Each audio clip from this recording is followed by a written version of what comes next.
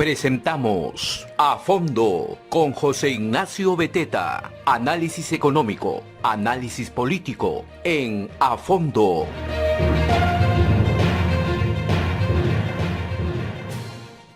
Muy buenos días, ¿cómo están? Mi nombre es José Ignacio Beteta, conductor de A Fondo, presidente de la Asociación de Contribuyentes del Perú.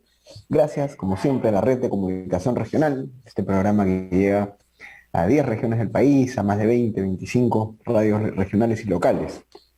Hay un debate que tenemos que asumir apenas empiece en la legislatura del Congreso, la primera legislatura de este nuevo Congreso, y es la reforma del sistema electoral. Quiero dedicarme unos minutos a eso, porque el sistema electoral en estas elecciones, en este acto electoral que acaba de culminar, ha demostrado muchas debilidades. No se puede hablar evidentemente de un fraude, probablemente sí, probablemente no. El debate quedará ahí en el ambiente para quienes quieran investigar más, si es que hubo o no fraude en mesa, muchos pequeños fraudes en regiones del país en donde Pedro Castillo arrasó con los votos, faltaron pruebas, faltaron evidencias, aunque hubo grupos de WhatsApp, hubo evidencia en la investigación a los dinámicos del centro, a la mafia de los dinámicos del centro, en la que está involucrado directamente Vladimir Cerrón y mucha gente cercana al señor Pedro Castillo.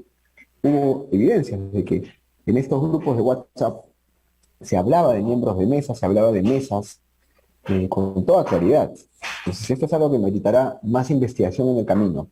Pero más allá de eso, de saber si hubo o no hubo fraude, lo que sí es interesante es ver que el sistema electoral hace agua, por lo menos en varios aspectos que yo les puedo mencionar que son hechos, no son trascendidos o no son, digamos, opiniones personales.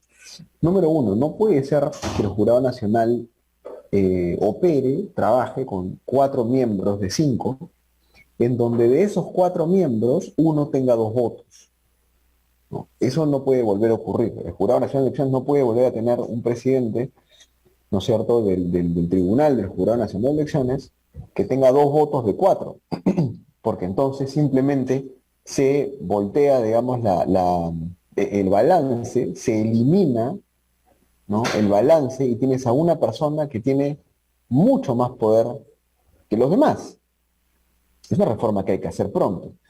No se puede permitir que el Jurado Nacional de Elecciones opere con 4 miembros, de los cuales uno tiene 2 votos. No puede ser. Además, habría que investigar qué pasó en el Colegio de Abogados, ¿no?, cuando se presentaron todos estos problemas para elegir al presidente del Colegio de Abogados, y que luego, al no poder elegir al presidente del Colegio de Abogados, porque tuvo una serie de dificultades legales, administrativas, más querellas que se dieron entre todas estas personas, al final esto generó que no hubiera un representante del Colegio de Abogados en el Jurado Nacional de Elecciones. Entonces, claro, volvemos a lo mismo. Para unas elecciones, el Jurado Nacional, para un acto electoral, para un proceso electoral, el Jurado Nacional tiene que estar muy bien preparado. Repasemos además, recordemos que los miembros del Tribunal de Honor del Pacto Ético Electoral del Jurado Nacional de Elecciones renunciaron. Renunció Delia Reboredo, Gastón Soto Ballenas, Carmen McEvoy, y las razones por las cuales renunciaron era porque no había habido un apoyo logístico, fíjense, a las tareas que ellos tenían que realizar. Una frase muy política, muy diplomática, pero que encierra algo que ya sabremos a qué se referían más adelante cuando podamos conversar con ellos, que seguramente sería muy interesante tenerlos como invitados, tanto a Delia Reboredo, a Gastón Soto Ballenas y a Carmen McEvoy. Y de hecho, ¿no?, ya después, fíjense cómo hay unas reformas que caen de maduras. Los ciudadanos no sabemos quiénes son los fiscalizadores de la OMPI y del Jurado Nacional de Elecciones, porque no firman las actas. O sea, son funcionarios públicos trabajando durante las elecciones, queridos oyentes, pero en el momento del proceso electoral, cuando las actas son culminadas, ¿no es cierto?, son llenadas y los votos son destruidos, estos fiscalizadores, estos representantes de la OMPI y del Jurado Nacional de Elecciones no firman nada. No tienen ninguna responsabilidad formal en el proceso. Eso no puede ocurrir. Se tiene que saber quiénes son antes de... Se tiene que saber quiénes son estas personas antes del proceso electoral, pública y abiertamente, para que tengan un incentivo para no hacer cosas malas. Esto lo que haría sería generar más transparencia. Entonces tú lo que haces es pone los padrones de los contratados para ser fiscalizadores de la OMP y el Jurado Nacional de Elecciones. Son 26.000 personas. Tenemos que saber quiénes son porque eso le da transparencia al proceso. Que los votos no se destruyan tras el cierre de la mesa. No se pueden destruir los votos. Esta es una reforma que también cae madura. No hay forma de comprobar luego si lo que se consigna en el acta refleja la voluntad popular. Y ustedes veían los videos de la gente rompiendo los votos, diciendo acá, rompiendo votos de Keiko. Claro, era algo que tenían que hacer probablemente porque era parte del proceso. Pero ya uno siempre se queda con la duda, la ciudadanía no puede tener dudas, ¿no? Y así como está pedir que los fiscalizadores de la OMP y Jurado Nacional de Elecciones sean públicos, se conozca quiénes son y firmen las actas, pedir que no se destruyan los votos, pedir que los miembros de mesa sean funcionarios o estudiantes universitarios sujetos a responsabilidades y sanciones, que el Jurado Nacional de Elecciones no pueda funcionar sin su pleno completo de 5 magistrados. Estas reformas son importantes porque fortalecen al ciudadano en vez de al Estado. El Estado siempre tiene que tener menos poder que el ciudadano. El ciudadano siempre tiene que tener más poder. Pequeña introducción sobre el tema electoral, porque es muy importante que lo sigamos reflexionando. En noviembre del 2022 tenemos las elecciones regionales y no queremos volver a pasar por un proceso manoseado políticamente, que no parece transparente. Creo que el Jurado Nacional de Elecciones requiere apoyo, requiere legitimidad. Nadie quiere ir en contra de la institución, al contrario, hay que fortalecerla, pero para fortalecerla, el Jurado Nacional de Elecciones tiene que tener más transparencia, más rendición de cuentas, así como la OMP, definitivamente, mucha más rendición de cuentas. Vamos entonces a conversar en unos segundos con la señora Cayetana Jovín. Cayetana Jovín, como ustedes saben, en este momento es la presidenta de la Asociación Nacional Pesquera, de Pesquería, es la presidenta del directorio, digamos, de la Sociedad Nacional de Pesquería, pero ha sido ministra en varias ocasiones y ha tenido experiencia, evidentemente, en el sector público. Y es muy importante conversar con ella en este momento para ver cuáles son sus opiniones al respecto de la coyuntura en la que estamos. Vamos a conversar con ella telefónicamente. Hola, buenos días, Cayetana, ¿cómo estás? Un gusto hablar contigo, ¿qué tal? No, muchas gracias, José Ignacio, gracias por la invitación, encantada de estar en tu programa. Gracias. Mire, estábamos conversando acerca de, te voy a hacer varias preguntas, digamos, algunas sobre tu sector y otras un poco más políticas por la experiencia que tienes, pero la primera pregunta era, ha terminado el proceso electoral, el señor Pedro Castillo ha sido proclamado presidente, ¿no? Y digamos, en los siguientes días, la ciudadanía en general, todos, actores políticos, actores gremiales, estamos esperando una serie de señales del señor Castillo para, digamos, evidentemente pasar la página y empezar una nueva etapa con un poco más de esperanza, con un poco más, digamos, de claridad en el horizonte. ¿Cuáles son esas señales que tú percibes que nos debería dar el nuevo presidente en los siguientes días, antes incluso del 28 de julio? Porque ya se está esperando de su parte un poco más de claridad con respecto al gabinete y otros temas, ¿no? Efectivamente, ¿no? Yo creo que lo que estamos viviendo, y no solamente ahora, sino desde hace muchos meses, es un tema de incertidumbre, ¿no? Y cuando existe incertidumbre es muy difícil planear no solamente la vida de las empresas, sino la vida de los ciudadanos, ¿no? De los hogares. Invierto, no invierto, me compro una casa, no me la compro, me compro un auto, no lo hago. Hasta que no existan señales claras es muy difícil tomar decisiones. Y lo mismo sucede con las empresas. Por tanto, yo creo que es importante que el presidente Castillo y quienes lo acompañen den justamente estas señales, decir hacia dónde vamos a ir. Y yo creo que lo más importante es que nos asegure que va a haber estabilidad, ¿no? Muchas veces pensamos que la palabra estabilidad pues es de los libros de macroeconomía, ¿no? Estabilidad fiscal. Y en realidad lo que yo pienso es que es una palabra y es una forma de actuar que impacta en la vida de todos los ciudadanos y de todos los hogares, porque sin estabilidad no podemos asegurar que al día siguiente que vamos al mercado los precios se mantengan iguales. Sin estabilidad, el dólar seguramente seguirá creciendo. Sin estabilidad, los precios subirán y habrá inflación. Entonces, por eso es muy importante que él en esta etapa, lo primero que haga es dotar de esa seguridad y confianza a todos los inversionistas, grandes, pequeños y medianos. De acuerdo. Y una de las, definitivamente la industria extractiva, vamos a llamarlo así, la industria que maneja nuestros recursos naturales, tanto los minerales, digamos, los hidrocarburos y los peces, ¿no? Y la pesca, digamos, son sectores cruciales, porque aportan muchos impuestos, aportan mucho al PBI, generan mucho empleo. ¿Cuáles deberían ser las políticas y las reformas? Porque siempre hay cambios que se pueden hacer, mejoras, para fomentar esta industria extractiva, en específico la pesca, pero si quisieras opinar de las demás también, para que generen más trabajo, para que puedan ser más, para que se reactiven, para que generen más riqueza en las familias también, ¿no? Mira, del sector pesquero siempre lo decimos, ¿ah? No necesitamos ni subsidios ni regalos. Simplemente lo que se requiere es estabilidad, ¿no? Para poder seguir justamente invirtiendo, para seguir generando más del 1.5% del PBI, para generar más de 3.000 millones de divisas en exportaciones, para generar más de 700.000 puestos de trabajo, que es lo que hoy la pesca da. Por supuesto que hay una serie de mejoras que hay que realizar. O sea, creo que todos estamos de acuerdo que hay que realizar cambios, pero todos los cambios tienen que darse dentro del marco de la Constitución, que es lo que la Constitución manda. Sí hay que hacer cambios. Yo creo que en el tema político hay que trabajar muchísimos cambios. De repente ya es momento de plantear un Senado, por ejemplo, y eso pasa por una reforma constitucional, pero que la puede hacer el propio Congreso, ¿no? No tenemos por qué ir a una asamblea constituyente que lo que va a generar es incertidumbre, paralización, y en realidad hemos elegido un Congreso justamente para que también haga esos cambios, ¿no? El sector pesquero te diría que hay muchísimo potencial que lamentablemente por todo este tema de incertidumbre que hemos estado viviendo los últimos años no se ha podido realizar. La acuicultura, por ejemplo, es un sector donde hay un inmenso potencial, porque Perú tiene la ventaja de que su geografía le permite hacer una acuicultura no solamente en el mar, también en las sierras, en las cochas, y también en la selva, en nuestros ríos.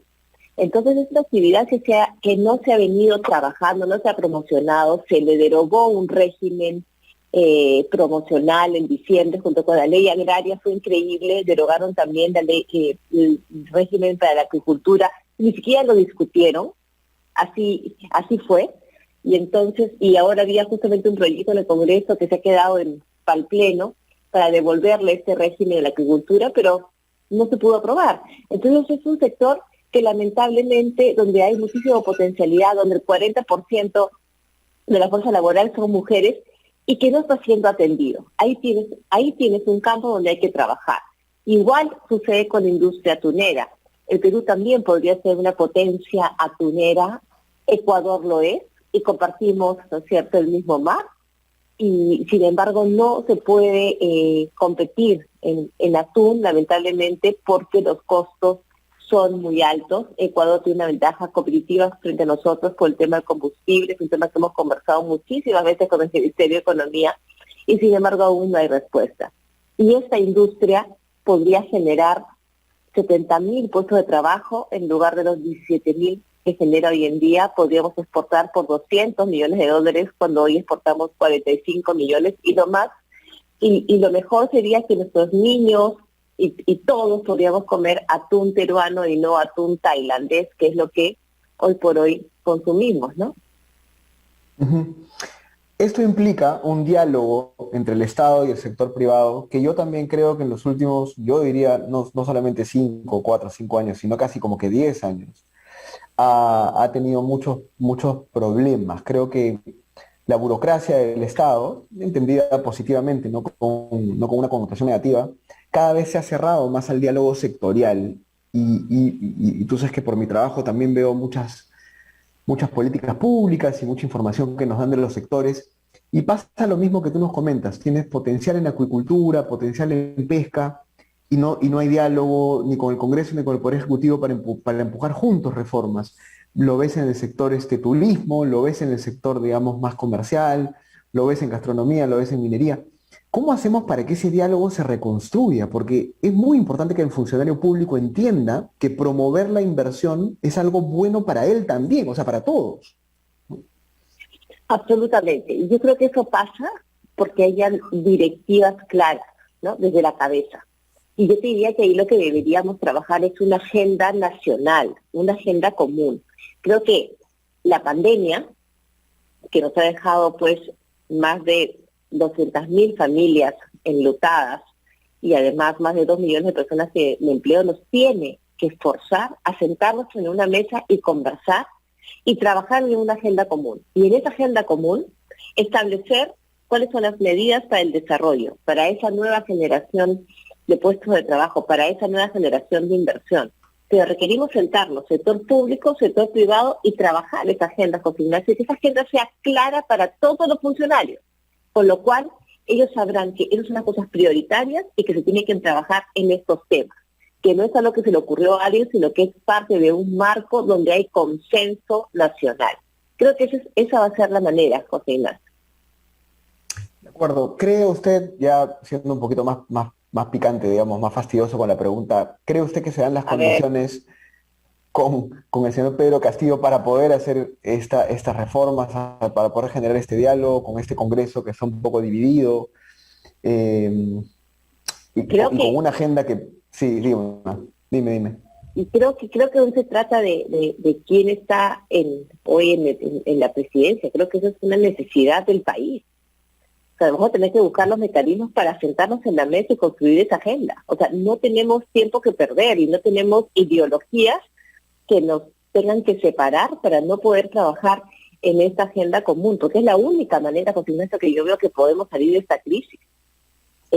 Creo que tenemos que dejar de lado, ¿no?, nuestras ideologías, sentarnos, ponernos en la mesa y decir, bueno, esto es lo que se necesita para poder sacar el país adelante.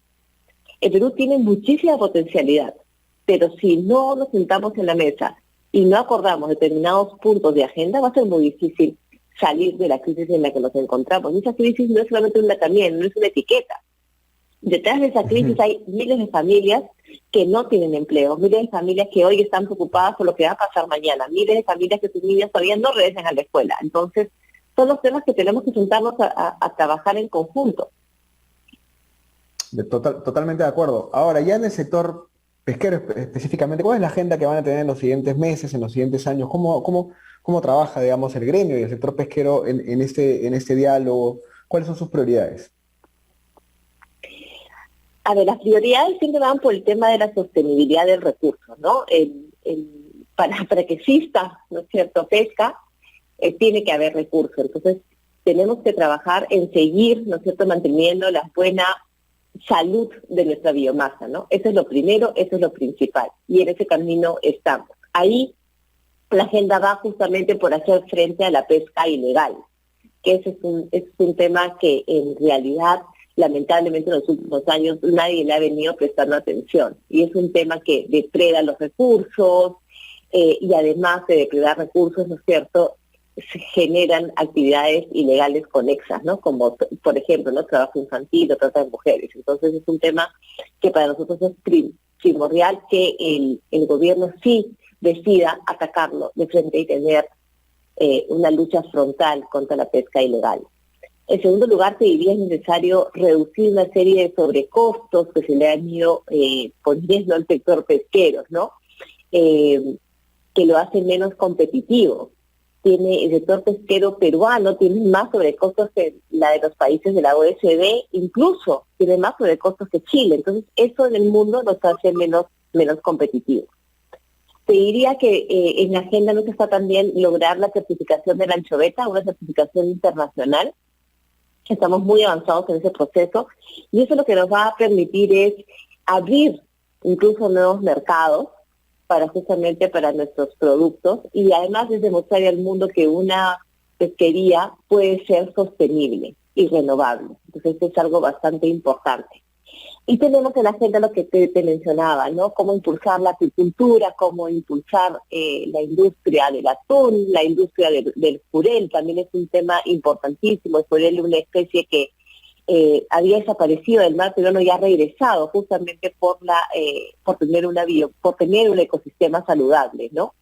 Entonces, y también, por supuesto, ver cómo podemos reactivar la pesca en el sur, ¿no? Es un tema que también ha quedado pendiente desde hace ya 10 años. Se eliminó un régimen especial que había en el sur por la geografía que tiene esa parte de nuestro país, pero nunca más se regresó a ese régimen especial y lo que ha venido pasando es que la anchoveta que Perú deja de pescar ahí, la está pescando Chile. Y eso es una lástima. De acuerdo, bueno, clarísima, clarísima la agenda, puntos muy concretos, además, creo que puntos que si bien es cierto deben tener algunos debates técnicos adentro, son bastante de sentido común y que generarían mucho trabajo en un país que es un país amante de la pesca, ¿no? Efectivamente, lo has dicho muy Ujú, bien. O sea, son temas que en realidad te podrían llevar a esa agenda de consenso, José Ignacio. ujú, O sea, creo que nadie ujú, puede decir no incentivemos la industria del atún, que da trabajo, sobre todo también trabajan mujeres, ¿no? En el norte del país, que ujú, puede estar afectado por el fenómeno del niño costero. La acuicultura que da empleo. ¿Por qué ujú. no reactivamos, ¿no es cierto?, el sur, que va a dar empleo, que van a haber más plantas, que nos van a permitir justamente poder desarrollar el triángulo marítimo que lo recuperamos hace algunos años y no hemos podido justamente sacarle el provecho necesario. Que seamos más competitivos Ujú. en el mundo con nuestros productos, ser los número uno, a todos nos gusta ser el número uno en el fútbol, pero también queremos serlo en las exportaciones que realizamos. Entonces, creo que sí nos permite abrir un diálogo y generar consensos para desarrollar, ¿no es cierto?, esas tareas. Y así como hay en la pesca, en los demás sectores también hay los mismos temas, José Ignacio, que deberían Ujú. llevar a tener una agenda en común y que todos trabajemos, ¿no es cierto?, públicos y privados, porque ese es otro tema, esa desconexión entre público y privado. Al final el país somos los públicos y los privados. Somos el Exactamente. conjunto, ¿no es cierto?, de estas dos porciones. Entonces, tenemos que trabajar en conjunto, no podemos trabajar por cosas separadas. Muchísimas gracias, Cayetana Aljovín, por haber estado con nosotros. Ha sido la doctora Cayetana Aljovín, presidenta de la Asociación Nacional de Pesquería y ex ministra del Estado, que nos ha acompañado en estas reflexiones. Muchas gracias y que le vaya muy bien con este proceso de diálogo con el Estado, que va a ser importantísimo, ¿no? Muchísimas gracias, haremos todo el esfuerzo para justamente llegar, como decimos en la pesca, a un buen puerto. Así es, muy bueno. Muchas gracias. Vamos ahora a tener nuestra sección Entérate Perú rápidamente con Lucero Martínez. La sección Entérate Perú es desarrollada por el equipo de La Tribu. La Tribu es un proyecto que hace análisis económico, análisis sobre impuestos, pensando en los emprendedores, en las necesidades de los emprendedores. Y Lucero Martínez siempre nos acompaña un par de días a la semana para darnos algunas reflexiones importantes para ustedes, amigos que tienen sus pequeñas empresas, que tienen sus negocios. Ya está con nosotros Lucero eh, a fondo. ¿Cómo está Lucero? Muy buenos días. Hola José Ignacio, ¿qué tal? Buenos días. ¿Qué tal? Cuéntanos, ¿qué nos tienes para hoy? A ver.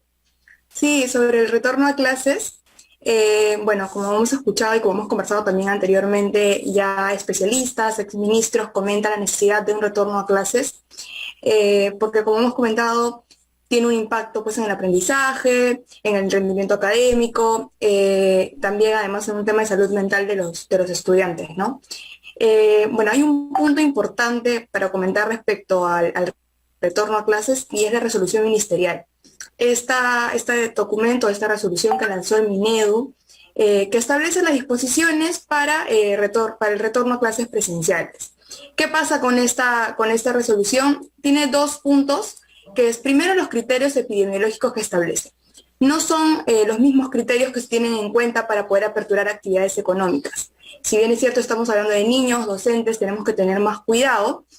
Hay un tema de coherencia en lo que se pide. No hay, o sea, los criterios que se piden, por ejemplo, la tasa de mortalidad con el número de positividad, el número de casos positivos, no coinciden entre sí. Entonces, nunca se van a poder cumplir estos criterios, por lo tanto, nunca van a poder retornar a clases los niños. Ese es el primer punto. Y el segundo punto es el tema del flujo de decisiones y las instituciones que intervienen.